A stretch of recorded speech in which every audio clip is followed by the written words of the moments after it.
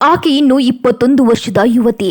Doctor ಆಗ್ಬೇಕು ಅನ್ನೋ ಕನಸು ಕಟ್ಕೊಂಡಿದ್ದವಳು.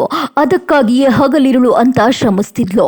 ಕಷ್ಟಪಟ್ಟು ಓದಿ ಇನ್ನೇನು ವೈದ್ಯಯಾಗಿ ಕೆಲಸ ಶುರು ಮಾಡಬೇಕಾಗಿತ್ತು. ಅಷ್ಟರಲ್ಲಿ ವಿಧಿಯಾಟಕ್ಕೆ ಬಲಿಯಾಗಿದ್ದಾಳೆ. ಯಮ ಸ್ವರೂಪಿಯಾಗಿ ಬಂದ ಟಿಪ್ಪರ್ ಲಾರಿ ಒಂದು ಜೀವ ತೆಗೆದಿದ್ದರೆ ಮತ್ತೋರ್ವಳು ಆಸ್ಪತ್ರೆ ಸೇರುವಂತೆ ಮಾಡಿದೆ. ಅಷ್ಟಕ್ಕೂ ಎಲ್ಲಿ ಅಂತೀರಾ, ಹೇಳ್ತೀವಿ ನೋಡಿ. ಈ ಫೋಟೋದಲ್ಲಿ ಕಾಣ್ತಿರೋ ಯುವತಿಯ ಹೆಸರು ಕೃತಿಕಾ. ಮೈಸೂರು ರಸ್ತೆಯ RR ಮೆಡಿಕಲ್ ಕಾಲೇಜಿನಲ್ಲಿ 4ನೇ ವರ್ಷದ MBBS ವ್ಯಾಸಂಗ ಮಾಡ್ತಿದ್ಲು. ಈಕೆಯ ತಂದೆ ಡಾಕ್ಟರ್ ಶ್ರೀಧರ್ ಅಂತ ವಿಕ್ಟೋರಿಯಾ ಆಸ್ಪತ್ರೆಯ INU ಅಂದ್ರೆ ಇನ್ಸ್ಟಿಟ್ಯೂಟ್ ಆಫ್ ನ್ಯೂರಾಲಜಿ ವಿಭಾಗದಲ್ಲಿ HOD ಆಗಿದ್ರು. ಮಗಳು ಕೂಡ ತಂದೆಯಂತೆ ಡಾಕ್ಟರ್ ಆಗಬೇಕು, ಜನರ ಸೇವೆ ಮಾಡಬೇಕು ಅನ್ನೋ ಹಂಬಲ ಇಟ್ಟುಕೊಂಡಿದ್ದವರು.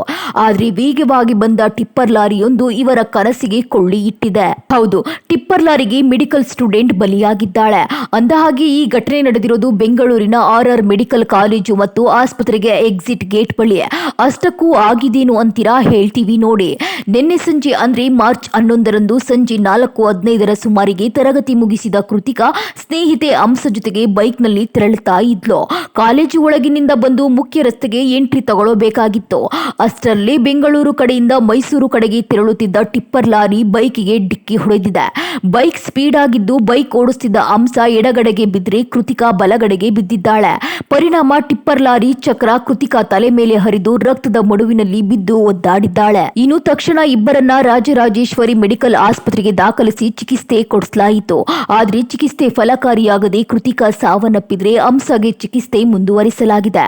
ಮಾಹಿತಿ ಬಂದ ಮೇಲೆ ಘಟನಾ ಸ್ಥಳಕ್ಕೆ ಭೇಟಿ ನೀಡಿದ ಕೆಂಗೇರಿ ಸಂಚಾರ ಪೊಲೀಸ್ ಪರಿಶೀಲನೆ ನಡೆಸಿದ್ರು. ಕೃತಿಕಾ ಮೃತದೇಹದ ಮರಣೋತ್ತರ ಪರೀಕ್ಷೆ ನಡೆಸಿ ಕುಟುಂಬಸ್ಥರಿಗೆ ಮೃತದೇಹ ಹಸ್ತಾಂತರಿಸಿದ್ದಾರೆ.